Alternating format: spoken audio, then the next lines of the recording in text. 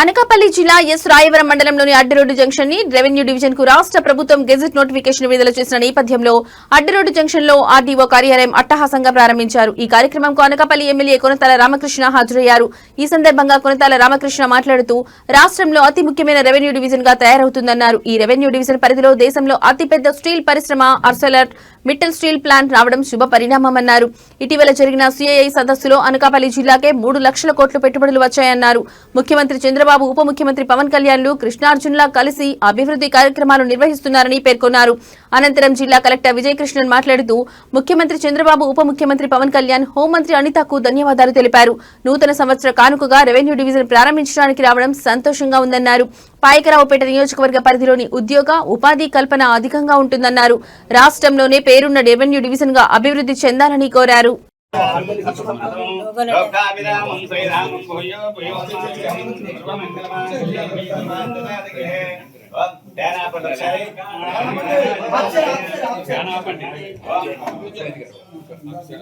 ओम राजाधिराजाय प्रथयसाहि नमो वजं वैश्रवणाय कुर्महे मे कामां कामकामाय मह्यं कामेश्वरो वैश्रवणो ददातु वेदाय वैश्रवणाय శ్రీ మహారాజాయ నమః. నూతన రెవెన్యూ డివిజన్ ఆఫీస్ కి ప్రారంభించినటువంటి మన జిల్లా కలెక్టర్ గారు గౌరవనీయులు విజయలక్ష్మి గారికి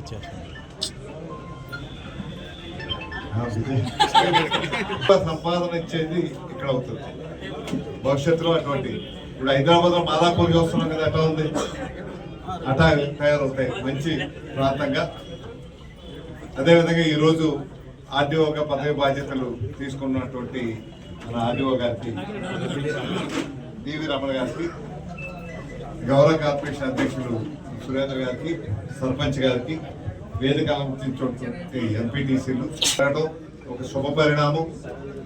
ఈరోజు మన రాష్ట్ర హోంశాఖ మంత్రి గారు అయినటువంటి సోదరి శ్రీమతి అనిత గారు ఈరోజు లేకపోవడం, వేరే కార్యక్రమాలు వల్ల రాలేకపోయారు. ఈరోజు మొదలు పెట్టాలనుకున్నారు కాబట్టి ముఖ్యమంత్రి గారి ఆదేశాల మేరకు కలెక్టర్ గారు వచ్చి కలెక్టర్ చేతుల మీద వేశారు. మళ్ళీ త్వరలోనే మళ్ళీ మంత్రి గారు వచ్చి పూర్తి స్థాయిలో ఇక్కడ పూర్తిగా ఆఫీస్ అంతా కూడా పూర్తి స్థాయిలో చేశాక అప్పుడు మంత్రి గారి చేతుల మీదుగా వస్తుంది. ఎందుకంటే ఈ క్రెడిట్ అంతా మంత్రి గారికి వెళ్ళాలి.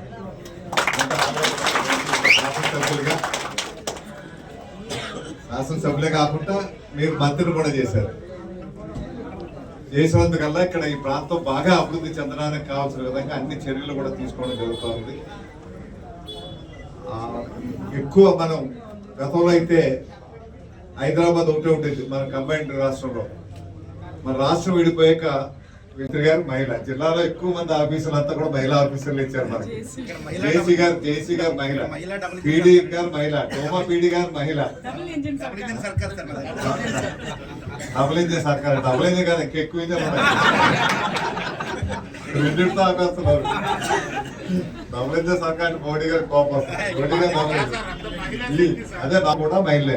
పీడీ డిఆర్డి డోమా పీడీ గారు మహిళ, మన జాయింట్ కలెక్టర్ గారు మహిళ, తర్వాత అనకాపల్లి ఆర్డీఓ గారు మహిళ, ఇంకా చాలా మంది ఉన్నారు. చెప్తారు మాకు డిఎస్పీ గారు మహిళ, ఇంకా చాలా మంది ఉన్నారు. అందువల్ల ఒక మహిళా శక్తి తలుచుకుంటే ఏదైనా చేయగలుగుతాం అన్నది మనకి మల్టీ ఇంజిన్ సర్కారు ఇక్కడ. ఇప్పుడు వారైతే రైతు పక్షపాతి వారు, రైతులకి మొన్న అయితే ఒక శుభదినం. మన జిల్లాలో 3వదిగా కొత్తగా ఈ రోజు మనం అడ్రోడ్ జంక్షన్ లో ఒక రెవెన్యూ డివిజన్ ఏర్పాటు చేయడం జరిగింది. ఈ రెవెన్యూ డివిజన్ ఇక్కడ రావడానికి చాలా చాలా ఎఫర్ట్ తీసుకున్న మన హోమ్ మినిస్టర్ వారికి, అలాగే అడిగిన వెంటనే కన్సిడర్ చేసి సార్ మోటో ప్రకారం అంటే డెలివరింగ్ గవర్నెన్స్ ఎంత తొందరగా ఎంత ప్రజలకు దగ్గర మనం చేయగలుగుతాము, దానికి కావాల్సిన ఏర్పాట్లు ఏమేం చేయాలి అడ్మినిస్ట్రేషన్ పరంగా అని ప్రతిరోజు ఆలోచించి ఎఫర్ట్ తీసుకుంటున్న మన ముఖ్యమంత్రి వర్యులకు కూడా ప్రత్యేక ధన్యవాదాలు చెప్పుకొని ఈ డివిజన్ ఏర్పాటు చేయడం వలన మన జిల్లాలో ఉన్న మొత్తం ఇండస్ట్రియల్ క్లస్టర్ ఒక ప్లేస్లో పెట్టి ఒక కన్వర్జెన్స్ ఏర్పాటు చేస్తాము. ఇష్యూస్ అన్నీ ఒకే నేచర్గా ఉంటుంది కాబట్టి ఒక ఆర్డీఓ ఇక్కడ కూర్చుంటే ఇష్యూస్ అన్నీ తొందరగా సార్ట్అవుట్ చేయగలుగుతారు.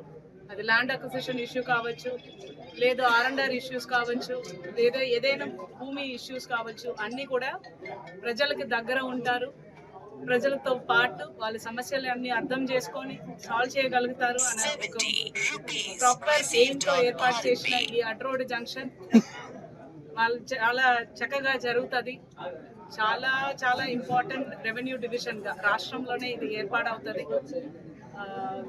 ఈరోజు ఈ కొత్త రెవెన్యూ డివిజన్కి RDOగా ఛార్జ్ తీసుకున్న బివి రమణ గారు